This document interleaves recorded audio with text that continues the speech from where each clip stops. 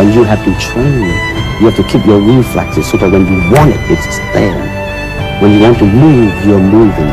And when you move, you're determined to move. Not taking 1 inch, not anything less than that.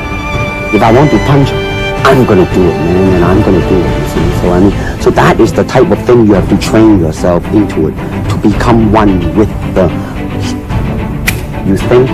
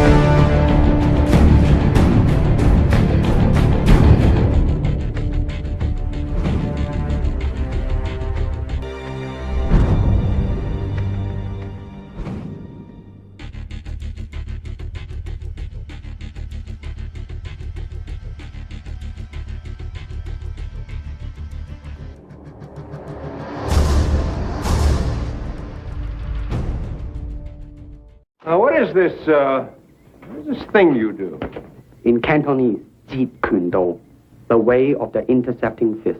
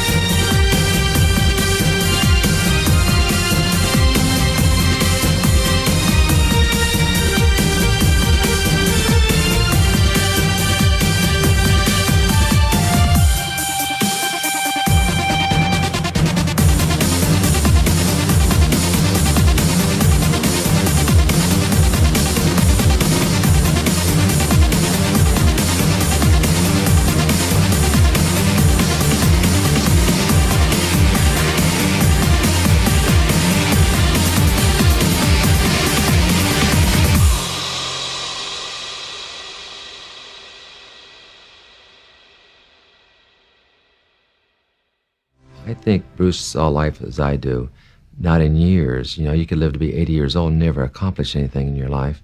And what have you gained? Where in his short period of life of 32 years, he'd achieved a lot in his life. I think his fan base is probably bigger than it's ever been as younger generations begin discovering him. And obviously there's that emotional feeling that, gee, I wish I'd known him. I've had so many people say, oh, you're so lucky you got to know Bruce Lee, and they're right. So I would say that while we've lost Bruce Lee, and sadly his son Brandon as well, what you really need to focus on is how lucky we are that we had him. How lucky we are that we had him for the 32 years that we had him. How lucky we are that we have the 20 films he made as a kid and the 5 films that he made as an adult. And how lucky we are that at least he lived long enough to do Way of the Dragon and his 2 subsequent films, Game of Death and Enter the Dragon. So I think if we focus on the positive, on the fact that at least we had him long enough. Did he get to fulfill his genius? No. Did he die too young? Yes. But I would say that I personally am honored and thrilled and happy that and I'm blessed that I got to be in 3 Bruce Lee films and that he was my friend. There's only one Bruce Lee, but all the director, martial art director, want every actor becoming a second Bruce Lee. The way you point, the way you fight, nobody can do it for him. But the audience, no, he's the best. There's only one Bruce Lee in this world. It's not possible to have another one. If anybody wants to be a Bruce Lee, it's not possible. I feel an absolute soul-level connection to his philosophies, to his message, to the message of his life, I should say. And the fact that I get to share that then with and continue sharing that and hopefully continue to inspire people around the world through that is extremely satisfying and fulfilling to me. He used to use the term walk on. He said, Dan, if you walk on, you make a mistake, and learn to live with your mistakes and to move on, never to look back when you made a mistake. And I think this is the greatest things I think he left. I'll use the word legacy. His best legacy was that, just to be inspirational, because if you're inspirational to one person, you might be only one person you think, but you're inspiration to many. Therefore, it makes a better world to live in. So, as corny as it sounds, but it really is true. But I think that's his legacy that he left to the martial art world. I like to think he did.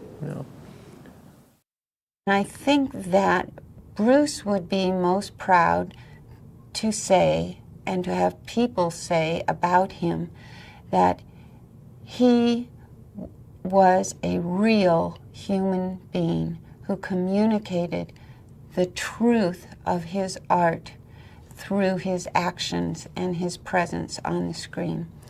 That people could look at him and say, wow, that guy was real. I know he could do that thing. He could make those moves. He would be deadly if he were in person right here in front of me. They knew that about him.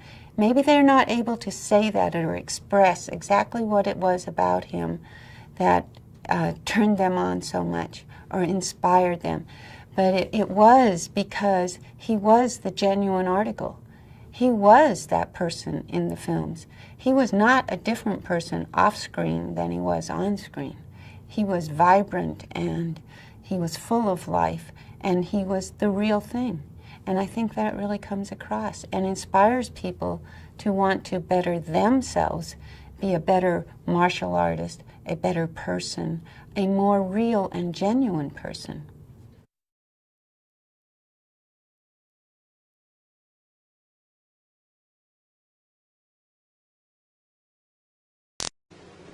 I said, be water, my friend.